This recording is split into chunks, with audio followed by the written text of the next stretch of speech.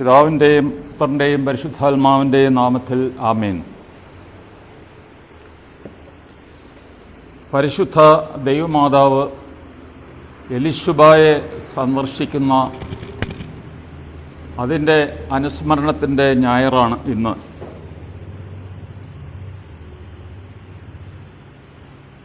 സന്തോഷത്തിൻ്റെ സദ്വാർത്തയിലെ 5-ാമത്തെ എപ്പിസോഡ് നമുക്ക് പ്രാർത്ഥനയോടെ ആരംഭിക്കാം. ദൈവമായ കർത്താവേ, നിൻ്റെ ദൈവവചനങ്ങൾ തിരിച്ചറിയുവാനും നിൻ്റെ വിശുദ്ധ സുവിശേഷത്തിൻ്റെ അർത്ഥം ഗ്രഹിക്കുവാനുമുള്ള കഴിവ് ഞങ്ങൾക്ക് നൽകണമേ. നിൻ്റെ ദിവ്യദാനങ്ങളുടെ സമൃദ്ധിയും പരിശുദ്ധാത്മ നൽവരങ്ങളും കൊണ്ട് ഞങ്ങളെ നിറയ്ക്കണമേ. സന്തോഷപൂർവ്വം നിൻ്റെ കൽപ്പനകൾ ആചരിക്കുവാനും തിരുഹിതം നിറവേറ്റുവാനും നിൻ്റെ അനുഗ്രഹങ്ങൾക്കും കരുണയ്ക്കും അർഹരായി ഭവിക്കുവാനും ഇപ്പോഴും എല്ലാ സമയത്തും എന്നേക്കും ഞങ്ങളെ യോഗ്യരാക്കണമേ. ആമീൻ.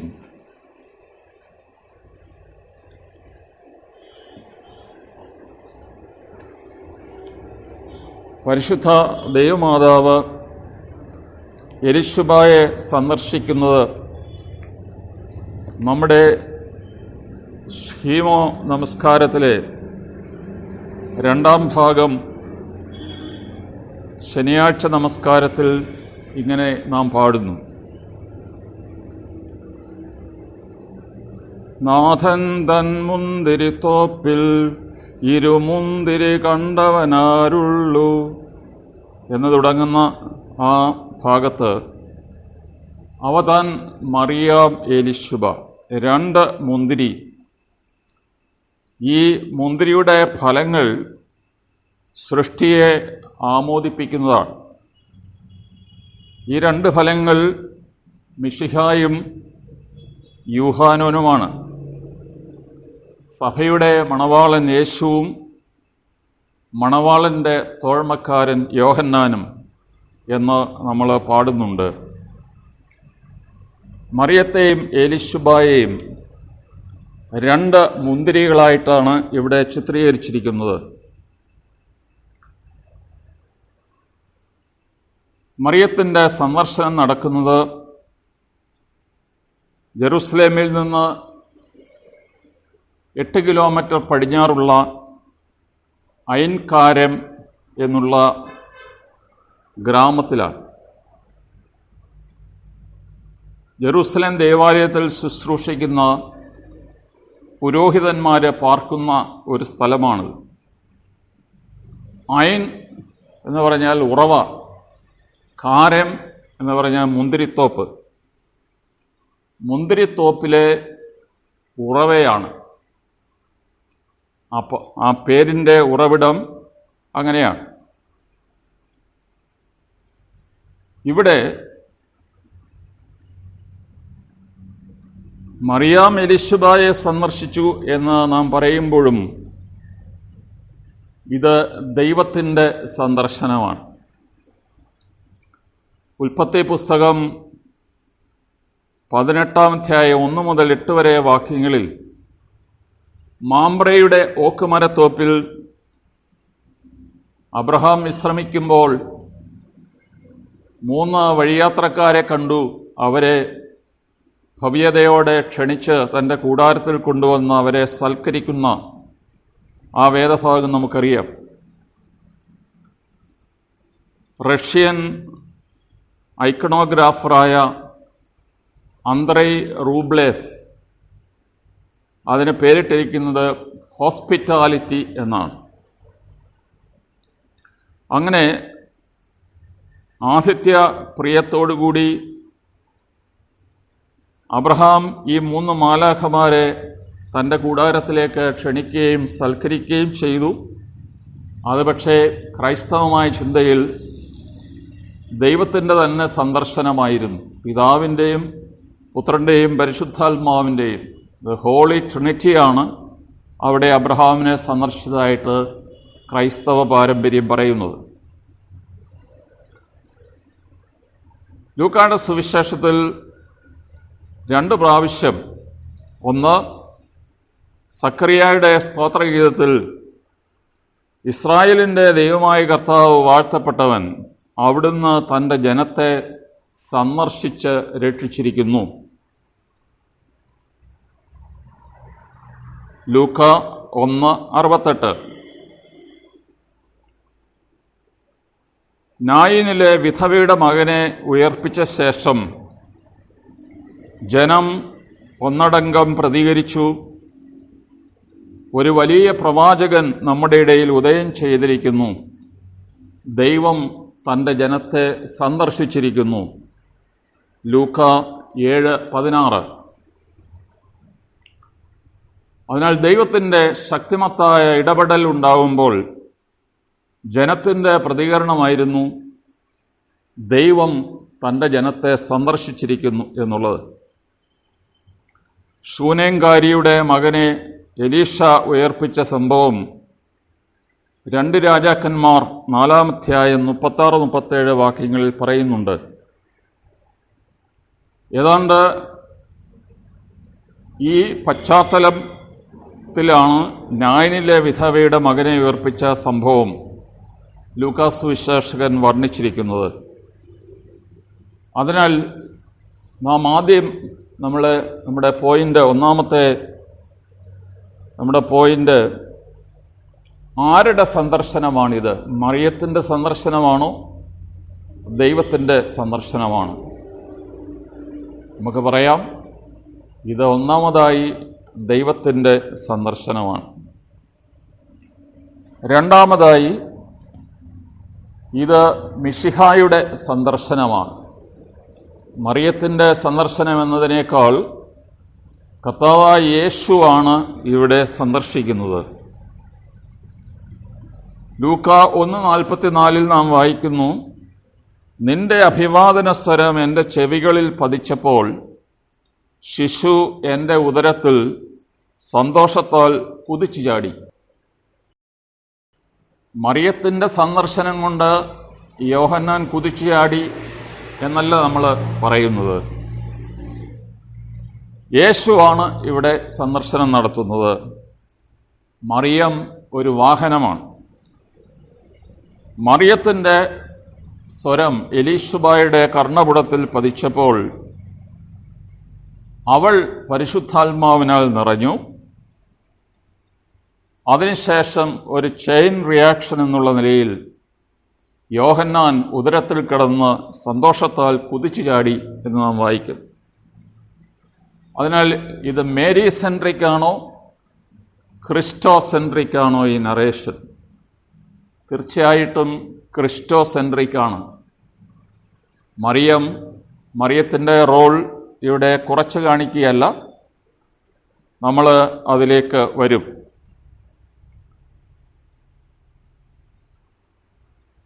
പരിശുദ്ധ എലീശുബായുടെ ഒരു സ്പോണ്ടേനിയസ് റിയാക്ഷൻ എന്ന് നമുക്ക് വിളിക്കാം. എൻ്റെ കർത്താവിൻ്റെ അമ്മ എൻ്റെ അടുത്ത് വരാനുള്ള ഭാഗ്യം എനിക്ക് എവിടെ നിന്ന്? ലൂക്ക 1:43. അവിടെ ആദ്യം പറയുന്നത് കർത്താവിൻ്റെ കാര്യമാണ്. എൻ്റെ കർത്താവിൻ്റെ അമ്മ, കർത്താവിനാണ് അവിടെ പ്രാധാന്യം, മറിയത്തിനല്ല എന്നുള്ള കാര്യം ഇവിടെ എടുത്തു പറയട്ടെ. അതിനാൽ ഇത് മിശിഹായുടെ മെസ്സിയാസിൻ്റെ സന്ദർശനമാണ്. പഴയ നിയമത്തിലേക്ക് കണ്ണോടിക്കുമ്പോൾ 2 പേടകങ്ങളുടെ കാര്യം പറയപ്പെടുന്നുണ്ട്. ഒന്ന് നോഹയുടെ പേടകം. ഉൽപ്പത്തി 6-ാം അധ്യായം 13 മുതൽ 22 വരെയുള്ള വാക്യങ്ങളിൽ എങ്ങനെ നോഹയുടെ വലിയ പേടകം, കപ്പൽ രക്ഷയുടെ അടയാളമായി ഭവിച്ചു എന്ന് പറയുന്നു. രണ്ടാമത്തേത് വാഗ്ദാന പേടകമാണ്. പുറപ്പാട് സംഭവത്തിൽ 25-ാം അധ്യായം 10 മുതൽ 22 വരെയുള്ള വാക്യങ്ങളിൽ എങ്ങനെ വാഗ്ദാന പേടകം നിർമ്മിക്കണമെന്നും ആ പേടകത്തിനുള്ളിൽ എന്തെല്ലാം സൂക്ഷിക്കണമെന്നും പറഞ്ഞിട്ടുണ്ട്. നോഹയുടെ പേടകം രക്ഷയുടെ അടയാളമായിരുന്നു. രണ്ടാമത്തെ പേടകത്തെ വിളിക്കുന്നത് വാഗ്ദാന പേടകമെന്നാണ്. അത് പ്രോമിസസ്, വാഗ്ദാനങ്ങൾ നിറഞ്ഞ ഒരു പേടകമാണ്.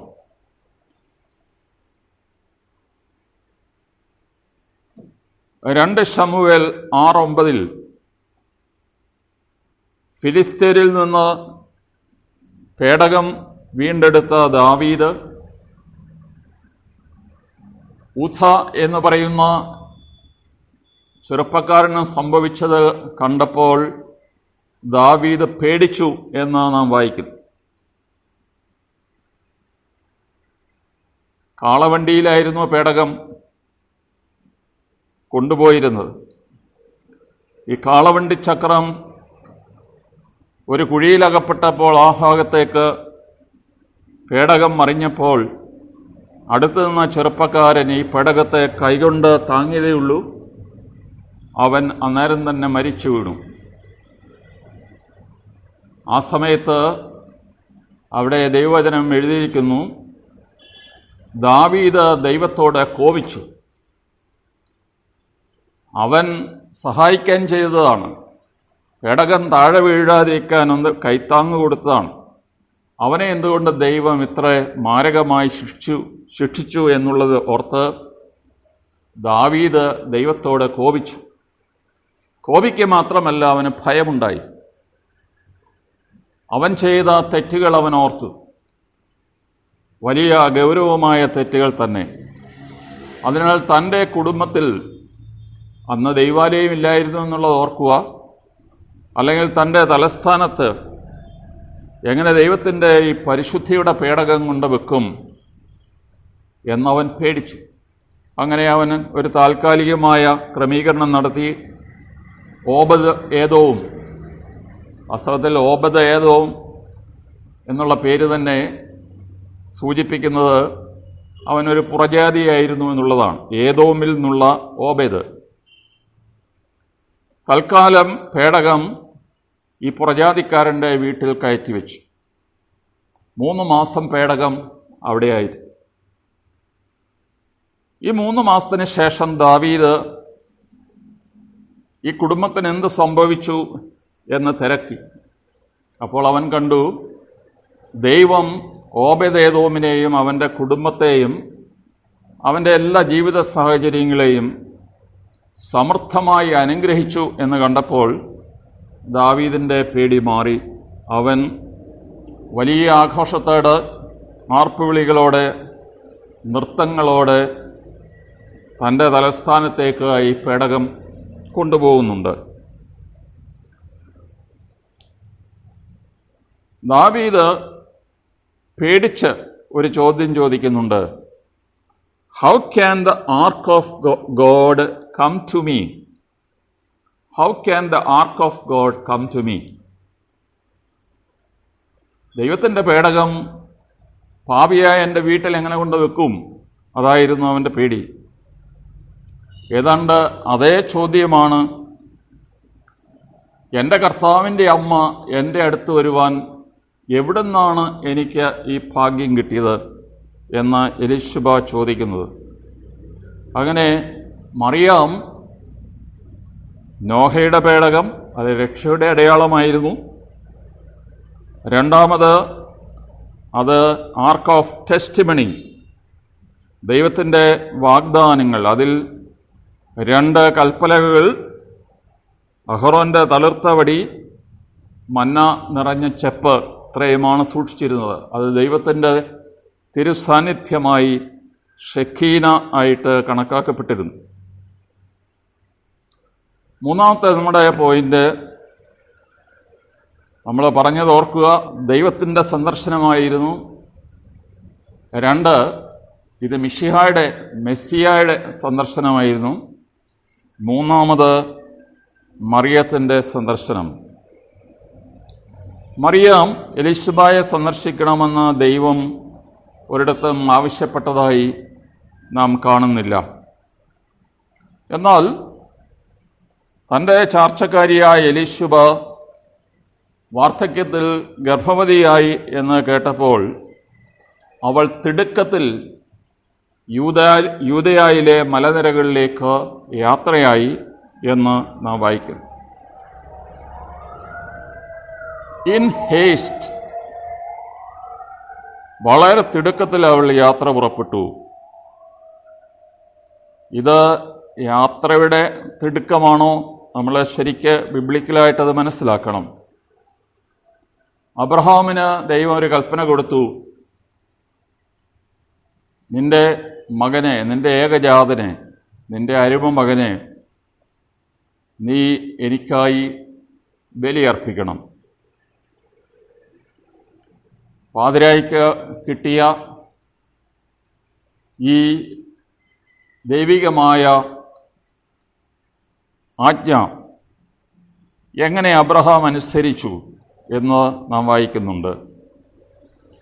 പ്രഭാതത്തിൽ വെള്ളം വീശിയപ്പോൾ തന്നെ അവൻ വേലക്കാരെയും തൻ്റെ കുഞ്ഞിനെയും വിളിച്ചുണർത്തി വളരെ തിടുക്കത്തിൽ മോറിയ മലയിലേക്ക് യാത്രയാവുക. ഈ വളരെ വെളുപ്പിനെ വെള്ളവീശുക എന്ന് പറഞ്ഞാൽ ഉദ്ദേശം പ്രഭാതത്തിൽ 4 മണി എന്ന് നമുക്ക് സങ്കല്പിക്കാം. ഇത് മനുഷ്യരെ നല്ല ഉറക്കത്തിൽ പൂണ്ടുകിടക്കുന്ന സമയമാണ്. ആ സമയത്ത് എത്രയും വലിയ ഒരുക്കങ്ങളും ഒരു നീണ്ട യാത്രയ്ക്കുള്ള തയ്യാറെടുപ്പുകളൊക്കെ കണ്ടപ്പോൾ സാറ ചോദിക്കുന്നുണ്ട്, എനിക്ക് തോന്നുന്നു നമ്മുടെ ദുഃഖവെള്ളിയാഴ്ചയുടെ സദറായിൽ, നിങ്ങൾ എൻ്റെ മകനെയും കൊണ്ട് എങ്ങോട്ടാണ് പോകുന്നത്? അപ്പോൾ അബ്രഹാം പറയുന്നു, ദൈവത്തിനും എനിക്കും കുഞ്ഞിനുമിടയിൽ ഒരു രഹസ്യമുണ്ട്. ദൈവത്തിനും എനിക്കും കുഞ്ഞിനുമിടയ്ക്ക് ഒരു രഹസ്യമുണ്ട്. അത് നീ അറിയേണ്ട കാര്യമില്ല. അതുകൊണ്ട് സ്വന്തം ഭാര്യയുടെ അനുവാദമോ കൺസെൻറ്റോ വാങ്ങിക്കാതാണ് അവൻ ഉടനടി യാത്ര പുറപ്പെട്ടത്. അബ്രഹാമിനെ നമ്മൾ ബൈബിളിൽ അവതരിപ്പിക്കുന്നത് വിശ്വാസികളുടെ പിതാവെന്നാണ്. ഒരു വിശ്വാസിയുടെ പ്രതികരണമാണ് ദൈവത്തിൻ്റെ ഒരാജ്ഞ ലഭിച്ചാൽ ഒട്ടും സമയം നഷ്ടപ്പെടുത്താതെ അത് നിറവേറ്റുക എന്നുള്ളത്. നമ്മൾ മാലാഖമാരെ ചിത്രീകരിക്കുന്ന എപ്പോഴും ചിറകോടുകൂടിയാണ്. നമ്മുടെ ബാലിശമായ ചിന്തയാണത്, മാലാഖമാർക്ക് ചിറകുണ്ടെന്നുള്ളത്. കാരണം ദൈവത്തെപ്പോലെ തന്നെ മാലാഖമാരും അരൂപികളാണ്. അവർക്ക് രൂപമില്ല, ശരീരമില്ല. അവർക്ക് സഞ്ചരിക്കാൻ കാലുകളുടെ ആവശ്യമില്ല, പറക്കാൻ ചിറകുകളുടെ ആവശ്യമില്ല. എന്നാൽ ചിറക് സൂചിപ്പിക്കുന്നത് ഈ തിടുക്കത്തെയാണ്. മനുഷ്യൻ നടന്ന ഒരു സ്ഥലത്ത് ചെല്ലുന്നതിനേക്കാൾ എത്രയോ വേഗം ഒരു പക്ഷി പറന്ന് അവിടെ എത്തും. അതിനാൽ മാലാഖമാരുടെ ചിറക് സൂചിപ്പിക്കുന്നത് ദൈവത്തിൻ്റെ കൽപ്പന ലഭിച്ചാൽ അത് അടുത്ത സെക്കൻഡിൽ, അടുത്ത സമയത്ത് നിറവേറ്റുന്നവരാണ് എന്നുള്ളത് കൊണ്ടാണ്. ഇവിടെ വളരെ തിടുക്കത്തിൽ പരിശുദ്ധ മറിയം യാത്ര പുറപ്പെട്ടത് തൻ്റെ ചാർച്ചക്കാരിക്ക് അവളുടെ അവശതയുടെ കാലത്ത് വേണ്ട സഹായങ്ങൾ കൊടുക്കാൻ മാത്രമാണോ? ഒരു മനുഷ്യോചിതമായ, മനുഷ്യത്വപരമായ ഒരു ഇടപെടൽ മാത്രമാണോ ഇത്? അല്ല എന്ന് നമുക്ക് സ്വല്പം വായിച്ചാൽ നമുക്ക് മനസ്സിലാവും. എല്ലാ ഹ്യൂമൻ എൻകൗണ്ടേഴ്സ്, മാനുഷികമായി നമ്മുടെ കണ്ടുമുട്ടലുകളെല്ലാം തന്നെ 2 ക്രിസ്ത്യാനികൾ അവരൊരുമിച്ച് കാണുമ്പോൾ, നമ്മൾ ഒരു സ്ഥലത്ത് എവിടെയെങ്കിലും കണ്ടുമുട്ടിയാൽ ആ സമയം ദൈവത്തെ മഹത്വപ്പെടുത്തുവാനുള്ള സമയമാണ്. ദൈവത്തെക്കുറിച്ച് സാക്ഷ്യപ്പെടുത്താനുള്ള സമയമാണ്. സൊറ പറയുക, തമാശ പറയുക, സന്തോഷമായിട്ടിരിക്കുക, ഇതൊക്കെ നമ്മൾ ചെയ്യുന്നു, അത് നല്ലത് തന്നെ. എന്നാൽ 2 ക്രിസ്ത്യാനികൾ, 2 വിശ്വാസികൾ കണ്ടുമുട്ടുമ്പോൾ ദൈവത്തിൻ്റെ മുമ്പിലാണ് അവർ കണ്ടുമുട്ടുക. ദൈവത്തെ മഹത്വപ്പെടുത്തണം, ദൈവത്തെ അവർ സാക്ഷ്യപ്പെടുത്തണം.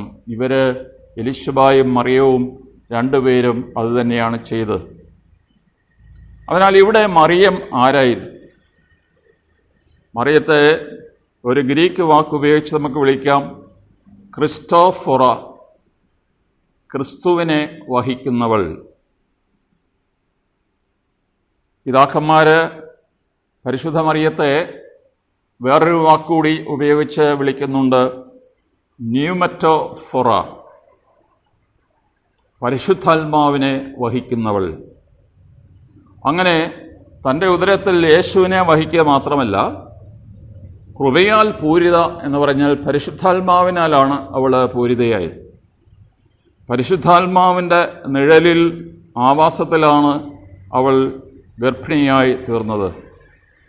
അതിനാൽ കൃപയാൽ പൂരിതയായ മറിയം, നമുക്കിങ്ങനെ പറയാം, ഒരു പാത്രം നിറഞ്ഞു കഴിഞ്ഞാൽ അത് കവിയും.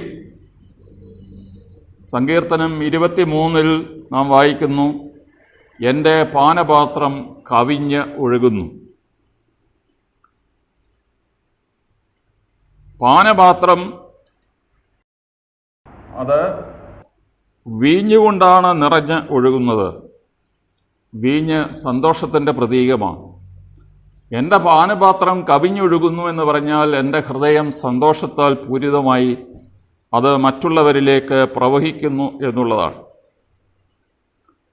സന്തോഷം എന്ന് പറയുന്നത് പരിശുദ്ധാത്മാവിൻ്റെ ഒരു ഫലമാണ്. പരിശുദ്ധാത്മാവിൻ്റെ 7 വരങ്ങൾ, പരിശുദ്ധാത്മാവിൻ്റെ ഫലങ്ങൾ 12 എന്ന് വായിക്കാറുണ്ട്. സൺഡേ സ്കൂളിൽ അങ്ങനെയാണ് നമ്മൾ പഠിക്കുക. പക്ഷേ ഇവിടെ ബിബ്ലിക്കലായിട്ടുള്ള ഒരു തിരുത്തലുണ്ട്. ഫലങ്ങൾ എന്ന് ബൈബിളിൽ പറഞ്ഞിട്ടില്ല, ഫലം എന്ന് മാത്രമേ പറഞ്ഞിട്ടുള്ളൂ. പരിശുദ്ധാത്മാവിൻ്റെ ഫലം. പക്ഷേ ഈ പരിശുദ്ധാത്മാവിൻ്റെ ഒരു ഫലത്തിന് 12 വകഭേദങ്ങളുണ്ട് എന്ന് വേണം നമ്മൾ മനസ്സിലാക്കുക. മലങ്കര തക്സായിൽ മാർ സുസ്തോസിൻ്റെ വിശുദ്ധ സുസ്തോസ് മാർപ്പാപ്പ, റോമിലെ മാർപ്പാപ്പയായിരുന്നു. അദ്ദേഹത്തിൻ്റെ കുർബാനക്രമത്തിലെ അനാഫ്രയിലെ 3-ാമത്തെ ആശീർവാദത്തിന് മുമ്പായിട്ട് ചൊല്ലുന്ന പ്രാർത്ഥനയിൽ, കർത്താവേ, നിൻ്റെ സർവ്വവിധമായ കൃപകളും അനുഗ്രഹങ്ങളും ദാനങ്ങളും നിൻ്റെ സഭയിലും അജഗണത്തിലും ഇടവകയിലും വന്ന് ആവസിച്ച് കവിഞ്ഞ് ഒഴുകുമാറാകണമേ എന്നാണ് നാം പ്രാർത്ഥിക്കുക. കർത്താവിൻ്റെ സർവ്വവിധമായ കൃപകളും അനുഗ്രഹങ്ങളും ദാനങ്ങളും സഭയിൽ വന്ന് ആവസിച്ച് കവിഞ്ഞ് ഒഴുകണം. അതിനാൽ പരിശുദ്ധാത്മാവിനാൽ നിറഞ്ഞ മറിയം, യേശുവിനെ വഹിക്കുന്ന മറിയം ഇപ്പോൾ നിറഞ്ഞ് ഒഴുകുകയാണ്. അവളെ കണ്ടുമുട്ടുന്ന എല്ലാവരിലേക്കും അവൾ പരിശുദ്ധാത്മാവിനെ നൽകുകയാണ്. പരിശുദ്ധാത്മാവിൻ്റെ ഫലമാകുന്ന സന്തോഷം നൽകുകയാണ്. മറിയം അപ്രതീക്ഷിതമായി, കാരണം അവൾ ഫോൺ വിളിച്ചോ മെസ്സേജ് കൊടുത്തിട്ടോ ഒന്നുമല്ല പോകുന്ന കാലത്ത്, വെറുതെ അങ്ങ് പോവുകയാണ്. കമ്മ്യൂണിക്കേഷൻ വളരെ പരിമിതമായിരുന്ന കാലം നമ്മൾ സങ്കല്പിക്കുക. 2000 വർഷം മുമ്പ് മറിയം അപ്രതീക്ഷിതമായിട്ടാണ് വീട്ടിൽ കയറി വന്നത്. പക്ഷേ അവൾ അഭിവാദനം അർപ്പിച്ചപ്പോൾ എലിശബ പരിശുദ്ധാത്മാവിനാൽ നിറഞ്ഞു എന്ന് നാം വായിക്കും. പരിശുദ്ധാത്മാവിനാൽ നിറഞ്ഞിട്ടാണ് അവൾ പറഞ്ഞത്, എൻ്റെ കർത്താവിൻ്റെ അമ്മ. അവൾ കർത്താവിൻ്റെ അമ്മയായെന്ന് പരിശുദ്ധാത്മാവ് മുഖാന്തരമല്ലാതെ എങ്ങനെ എലിശബയ്ക്ക് മനസ്സിലായി? അപ്പോൾ പരിശുദ്ധാത്മാവിനാൽ നിറയുമ്പോഴാണ് നമ്മുടെ കണ്ണ് തുറക്കുന്നത്.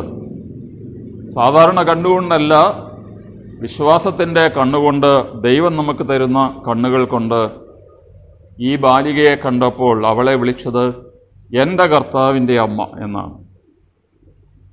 അവൾ സന്തോഷത്താൽ പരിശുദ്ധാത്മാവിനാൽ നിറഞ്ഞു. അവളുടെ ഉദരത്തിലെ പ്രജയും പരിശുദ്ധാത്മ പൂരിതനായി. അങ്ങനെ അവൻ പരിശുദ്ധാത്മാവിനാൽ, ഇവിടെ പ്രജ എന്ന് പറയുന്നത് യോഹന്നാൻ സ്നാപകനാണ്.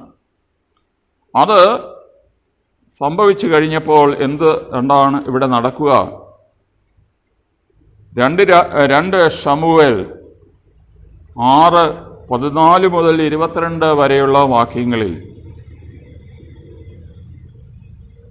കർത്താവിൻ്റെ വാഗ്ദാന പേടകം തൻ്റെ തലസ്ഥാനത്തേക്ക് കൊണ്ടുവരുന്ന സന്ദർഭത്തിൽ ദാവീദ് സർവ്വതും മറന്നിട്ട് ഈ പേടകത്തിൻ്റെ മുമ്പിൽ തുള്ളിച്ചാടി എന്ന് നാം വായിക്കുന്നു. അതിനെക്കുറിച്ച് സൗളിൻ്റെ പുത്രി, തൻ്റെ ഭാര്യ, അനേകം സ്ത്രീകളുടെ മുമ്പിൽ ദാവീദ് ഇങ്ങനെ തുള്ളിച്ചാടിയപ്പോൾ അവഹേളനപാത്രമായി എന്നൊക്കെ പരാതിപ്പെടുന്ന നമ്മൾ കാണുന്നുണ്ട്. കാരണം അവൻ വേണ്ട പോലെ രാജകീയമായ വസ്ത്രമൊന്നും ധരിക്കാതെ ഈ പേടകത്തിൻ്റെ മുമ്പിൽ തുള്ളിച്ചാടി അത് അവൻ സ്വയം അവമാനിക്കുകയായിരുന്നു എന്നൊക്കെ പറയുന്നുണ്ട്. പക്ഷേ അവൻ പറയുന്നു, എൻ്റെ കർത്താവിൻ്റെ മുമ്പിൽ, ഈ ജനത്തിൻ്റെ മുകളിൽ എന്നെ രാജാവാക്കിയ എൻ്റെ ദൈവത്തിൻ്റെ മുമ്പിൽ നിൻ്റെ എല്ലാ അവഹേളനങ്ങളും മറന്ന് ഞാൻ തുള്ളിച്ചാടും എന്ന് ദാവീദ് പറയുകയാണ്. ഇത് തന്നെയാണ്, ഈ പശ്ചാത്തലത്തിലാണ് സ്നാപകയോഹന്നാൻ്റെ തുള്ളിച്ചാടൽ നമ്മൾ മനസ്സിലാക്കും.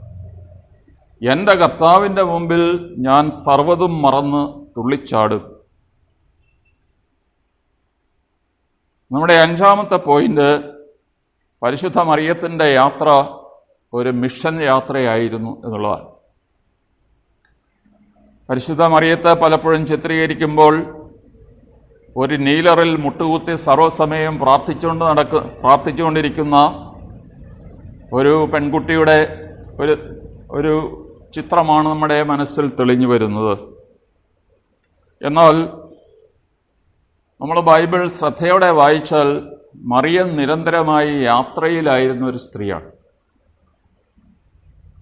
നാസറത്ത് ജെറൂസലേം എത്ര പ്രാവശ്യമാണ് നടന്നത്? ഇത് 140 കിലോമീറ്റർ ദൂരം. അന്നത്തെ കാലത്ത് കാടും മേടും മലയും താഴ്വാരങ്ങളും ഒക്കെ താണ്ടിയാണ് ഈ യാത്ര എന്ന് വിചാരിക്കുക. അവൾ പേരെഴുതിക്കാനായിട്ട് യൗസേപ്പിനോടൊപ്പം യാത്ര ചെയ്തു. 12 വയസ്സിൽ വീണ്ടും ജെറുസലേമിലേക്ക് യാത്ര ചെയ്ത് നമുക്കറിയാം. കർത്താവിൻ്റെ പരസ്യ ജീവിതകാലത്ത് ഈ അമ്മ പലപ്പോഴും കൂടെ ഉണ്ടായിരുന്നതായിട്ട് നമുക്കറിയാം.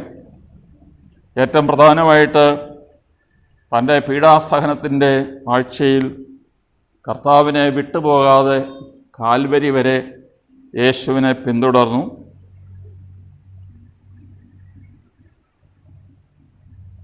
അവൾ യേശുവിൻ്റെ മരണത്തിന് ശേഷം വളരെ വിദൂരമായ എഫേസുസിലേക്ക് യോഹന്നാനോടൊപ്പം യാത്ര ചെയ്തു. അവൾ മരിക്കാറായപ്പോൾ അവൾ വീണ്ടും ജെറുസലേമിലേക്ക് വരുന്നു. ജെറുസലേമിലാണ് പരിശുദ്ധ മറിയം മരണപ്പെടുന്നത്. മറിയത്തിൻ്റെ മരണമെന്നല്ല, ഡോർമീഷൻ ഓഫ് മേരി എന്നാണ് പറയുക പിതാക്കന്മാർ. മറിയത്തിൻ്റെ ഉറക്കം, ആ ഉറക്കം നടന്ന ജെറുസലേമിലാണ്. അവിടുന്ന് അവൾ സ്വർഗാരോപണം, ദൈവം അവളെ സ്വർഗത്തിലേക്ക് എടുത്തു. സ്വർഗത്തിലെത്തുന്നിടം വരെ അവൾ നിരന്തരമായ യാത്രയിൽ. ഈ യാത്ര എന്ന് പറയുന്നത് കൊണ്ട് മിഷണറി ആകണമെന്നില്ല. പക്ഷേ അവൾ ചെന്നിടത്തെല്ലാം യേശുവിനെ കൊടുത്തു, യേശുവിൻ്റെ സന്തോഷം നൽകി, യേശുവിൻ്റെ സദ്വാർത്ത നൽകി എന്നുള്ളതുകൊണ്ട് അവളെ നമ്മൾ ഒരു മിഷണറി എന്ന് വിളിക്കുന്നു. അതുകൊണ്ടാണ് സഭയുടെ രഹസ്യത്തെക്കുറിച്ച് 2-ാം വത്തിക്കാൻ സിനോദോസ് പറഞ്ഞപ്പോൾ മറിയത്തെക്കുറിച്ച് ഒരു ഡിഗ്രി വേറെ വേണം എന്ന് ചില പിതാക്കന്മാർ നിർദ്ദേശിച്ചപ്പോൾ ഭൂരിഭാഗവും പറഞ്ഞു, അങ്ങനെയല്ല വേണ്ടത്, സഭയുടെ രഹസ്യത്തിൻ്റെ കൂടെയാണ് മറിയത്തിൻ്റെ കാര്യം പറയേണ്ടത്. അങ്ങനെ പരിശുദ്ധ മാതാവിൻ്റെ സ്ഥാനം സഭയ്ക്കുള്ളിലാണ്. സഭയുടെ രഹസ്യമായിട്ട് ഉൾച്ചേർന്നിരിക്കുന്ന രഹസ്യമാണ് പരിശുദ്ധ മറിയം. പരിശുദ്ധ മറിയത്തെ മാനിക്കാൻ ആരാണ് പഠിപ്പിച്ചത്? ഒന്ന്, ഗബ്രിയേൽ മാലാഖ. രണ്ട്, പരിശുദ്ധാത്മാവ് നിറഞ്ഞ എലീശുബ. എലീശുബയുടെ ഒരു പ്രൊഫറ്റിക് അട്ടറൻസ്, ഒരു പ്രവാചികയുടെ ശബ്ദമായിരുന്നു. എന്താണ് അതിന് തെളിവ്? ഷീ അട്ടേഡ് വിത്ത് എ ലൗഡ് വോയിസ് എന്ന് പറയാറുണ്ട്. ബൈബിളിൽ ഒരാൾ സാധാരണ സംസാരിക്കുന്ന ഒരു സ്വരമുണ്ട്. വിത്ത് എ ലൗഡ് വോയിസ് എന്ന് പറഞ്ഞതിൻ്റെ അർത്ഥം ഇറ്റ്സ് എ പ്രൊഫറ്റിക് അട്ടറൻസ് എന്നാണ്. ഒരു പ്രവാചകൻ സംസാരിക്കുമ്പോഴാണ് അങ്ങനെ സ്വരമുയർത്തി എല്ലാം മറന്ന് സംസാരിക്കുക. കൃപ നിറഞ്ഞ മറിയമേ എന്നുള്ളത് പരിശുദ്ധ മാലാഖ, ഗബ്രിയേൽ മാലാഖ നമ്മളെ പഠിപ്പിച്ചതാണ്. എൻ്റെ ആത്മാവ് കർത്താവിനെ മഹത്വപ്പെടുത്തുന്നു എന്നുള്ളത് മറിയം തന്നെ പഠിപ്പിച്ച പ്രാർത്ഥനയാണ്. ഒരു ദിവസം എത്ര പ്രാവശ്യമാണ് കോടിക്കണക്കിന് വിശ്വാസികൾ ഈ പ്രാർത്ഥന ചൊല്ലുന്നത്? പരിശുദ്ധ മറിയത്തിൻ്റെ സ്തോത്രഗീതം മലങ്കര സഭയിൽ രാത്രി പ്രാർത്ഥനയിലും ഞായറാഴ്ചകളിൽ പ്രഭാത പ്രാർത്ഥനയിലൊക്കെ ചേർത്ത് ചൊല്ലാറുണ്ട്. എന്നാൽ ലത്തീൻ റീത്തിൽ എല്ലാ സന്ധ്യാനമസ്കാരത്തോടും ചേർന്ന് ചൊല്ലുന്ന ഒരു സംഗതിയാണ്, ഒരു പ്രാർത്ഥനയാണ് എൻ്റെ ആത്മാവ് കർത്താവിനെ മഹത്വപ്പെടുത്തുന്നു. അതുപോലെ എല്ലാ പ്രഭാത പ്രാർത്ഥനയിലും അവർ ചൊല്ലുന്ന ഒരു സംഗതിയാണ് വിശുദ്ധ സക്കറിയായുടെ സ്തോത്രഗീതം. അങ്ങനെ ആദ്യത്തെ ഈ കാൻഡിക്കിൾസ് അല്ലെങ്കിൽ ഈ സ്തോത്രഗീതങ്ങൾ എങ്ങനെ സഭയുടെ ആരാധനക്രമത്തിൽ സ്ഥലം പിടിച്ചു എന്നുള്ള കാര്യം നമ്മൾ ചിന്തിക്കേണ്ടതാണ്. ചില പ്രൊട്ടസ്റ്റൻ്റ് സഭകൾ മറിയത്തെ വണങ്ങുന്നില്ല. അവർ തിരിച്ച് കത്തോലിക്കരെ, ഓർത്തഡോക്സുകാരെയൊക്കെ കുറ്റപ്പെടുത്തി പറയാറുണ്ട്, നിങ്ങൾ മറിയത്തെ ആരാധിക്കുന്നു. ഇത് ഒരിക്കലും ശരിയല്ല. മറിയത്തെ ആരും ആരാധിക്കുന്നില്ല, ആരാധിക്കാൻ പാടില്ല. അവൾ നമ്മളെപ്പോലെ തന്നെ ഒരു മനുഷ്യ സ്ത്രീയാണ്. എന്നാൽ പരിശുദ്ധ മറിയത്തെ വണങ്ങാൻ ദൈവത്തിൻ്റെ മുമ്പിൽ ശുശ്രൂഷിക്കുന്ന ഗബ്രിയേൽ ദൂതനാണ് നമ്മളെ പഠിപ്പിച്ചത്. പരിശുദ്ധ മറിയത്തെ വന്ദിക്കുവാൻ നമ്മളെ പഠിപ്പിച്ചത് തൻ്റെ പുത്രനായ യേശു മിശിഹായാണ്. നിന്നെ വഹിച്ച ഉദരവും നിന്നെ പാലൂട്ടിയ മുലകളും ഭാഗ്യമുള്ളവ എന്ന ഒരു സ്ത്രീ ജനക്കൂട്ടത്തിൽ നിന്ന് വിളിച്ചു പറഞ്ഞു. യേശു അത് കേട്ട് ഒരു തിരുത്തൽ നടത്തി. ദൈവവചനം കേട്ട് അത് പാലിക്കുന്നവരാണ് കൂടുതൽ ഭാഗ്യവാന്മാർ. അപ്പോൾ മറിയത്തെ തള്ളിപ്പറയുകയാണോ, മറിയത്തെ അംഗീകരിക്കുകയാണോ? ഇവിടെ ദൈവവചനം കേട്ട് അത് പാലിക്കുന്നവരാണ് ഭാഗ്യവാന്മാർ. പരിശുദ്ധ മറിയം ദൈവത്തിൻ്റെ മാതാവ് എന്നുള്ള നിലയിൽ തീർച്ചയായിട്ടും അവളെ നമ്മൾ മാനിക്കും. എന്നാൽ രണ്ടാമത്തെ കാരണം, ദൈവത്തിൻ്റെ വചനം അത് തൻ്റെ ഉള്ളിൽ സ്വീകരിക്കുകയും ആ വചനം ഗർഭം ധരിച്ച് മാംസം ധരിച്ച് ലോകത്തിന് നൽകുകയും ചെയ്തവളാണ് പരിശുദ്ധ മറിയം. ഒന്നാമത്തെ വിശ്വാസിനിയാണ് മറിയം. കർത്താവ് അരുളി ചെയ്ത കാര്യങ്ങൾ നിറവേറുമെന്ന് വിശ്വസിച്ചവൾ ഭാഗ്യവതി. ലൂക്ക 1:45. അതിനാൽ പരിശുദ്ധ മറിയം ഒന്നാമത്തെ വിശ്വാസിനിയാണ്. അവൾ കർത്താവിൻ്റെ തന്നെ ശിഷ്യയാണ്. കർത്താവിൻ്റെ മാതാവാണ് എങ്കിൽ പോലും കർത്താവിൻ്റെ ശിഷ്യയാണ്. കർത്താവിനെ നിരന്തരമായി അനുധാവനം ചെയ്തവളാണ്. അതിനാൽ അവളെ മാനിക്കാതിരിക്കുവാൻ സഭയ്ക്ക് സാധിക്കുകയില്ല. നമ്മൾ നിർത്തുകയാണ്. ഈ കൂടിക്കാഴ്ച, മറിയവും എലീശബയും തമ്മിലുള്ള കൂടിക്കാഴ്ച സന്തോഷത്തിൻ്റെ നിമിഷങ്ങളായിരുന്നു. ഈ റിജോയ്സിങ് ലീഡ്സ് ടു സെലിബ്രേഷൻ. ദൈവത്തിലാണ് അവർ സന്തോഷിക്കുക. ഫിലിപ്പിയർ ലേഖനം 4-ാം അധ്യായം 4-ാം വാക്യത്തിൽ വിശുദ്ധ പൗലോസ് ഫിലിപ്പിയിലെ ക്രിസ്ത്യാനികളെ ഉത്ബോധിപ്പിക്കുന്നു. നിങ്ങൾ കർത്താവിൽ സന്തോഷിക്കുവിൻ, ഞാൻ വീണ്ടും പറയുന്നു, സന്തോഷിക്കുവിൻ. ഈ സന്തോഷം സെലബ്രേഷനിലേക്ക്, ആഘോഷത്തിലേക്ക് നയിക്കണം. എൻ്റെ ചിത്തം എൻ്റെ രക്ഷകനായ ദൈവത്തിൽ ആനന്ദിക്കുന്നു. ഈ ആനന്ദം കള്ളുകുടിച്ച ലഹരിയിലായി ഉള്ള ഒരു കള്ളുകുടിയൻ്റെ സന്തോഷമല്ല, അല്ലെങ്കിൽ ഭൗമികമായ എന്തെങ്കിലും അനുഭവിച്ചിട്ടുള്ള ഒരു ആനന്ദമല്ല. എൻ്റെ ചിത്തം എൻ്റെ രക്ഷകനായ ദൈവത്തിൽ ആനന്ദിക്കും. നമ്മൾ മനസ്സിലാക്കേണ്ടത് സ്നേഹവും സന്തോഷവും ഡിഫ്യൂസീവാണ് ബൈ നേച്ചർ. ഡിഫ്യൂസീവ് എന്ന് പറഞ്ഞാൽ സ്വയം പരക്കുന്നതാണ്. എൻ്റെ കയ്യിൽ ഒരു കുപ്പി പെർഫ്യൂമുണ്ട്. അത് അടച്ചിരിക്കുമ്പോൾ ആ പെർഫ്യൂം പുറത്തു വരുന്നില്ല. അത് തുറന്നു വെച്ച് കഴിഞ്ഞാൽ ആ മുറിയിലെല്ലാം സൗരഭ്യം നിറയും എന്ന് പറയുന്നത് പോലെ, ഇവിടെ കന്യകമറിയാൻ കടന്നു വന്നപ്പോൾ എലിശബ സന്തോഷിച്ചു. സ്നാപയോഹന്നാന്റെ ജനനത്തിൽ അയൽക്കാരും ബന്ധുക്കളും അവളോടൊത്ത് സന്തോഷിച്ചു. അതുകൊണ്ട് ഇത് പകരുന്ന സന്തോഷമാണ്. നമ്മുടെ ആരാധനക്രമത്തിലും ഈ സന്തോഷം, ഈ സെലിബ്രേഷൻ നമുക്കുണ്ട്. അതുകൊണ്ടാണ് നമ്മൾ സന്തോഷത്തോടെ നമ്മുടെ ആരാധനയിൽ പങ്കെടുക്കുന്നത്. മറിയത്തിൻ്റെ സ്തോത്രഗീതവും സക്രിയയുടെ സ്തോത്രഗീതവും ആദ്യത്തെ ലിറ്റർജിയായിരുന്നു. ഇത് നമ്മൾ പലപ്പോഴും ശ്രദ്ധിക്കാതെ പോകുന്നതാണ്. ആ ലിറ്റർജി ഇന്നുവരെ എല്ലാ ദിവസവും നമ്മൾ ചൊല്ലുന്ന ഒരാരാധനയാണ്. 2000 വർഷമായിട്ട് തുടർന്നു വരുന്ന സഭയുടെ പാരമ്പര്യമാണ്. അപ്പോൾ റിജോയ്സിങ് ലീഡ്സ് ടു സെലിബ്രേഷൻ. ആ വലിയ സെലിബ്രേഷനിലാണ് നമ്മൾ പങ്കുകൊള്ളുന്നത്. പരിശുദ്ധ മറിയത്തിൻ്റെ റോൾ ക്രിസ്റ്റോഫറ ന്യൂമറ്റോഫറ,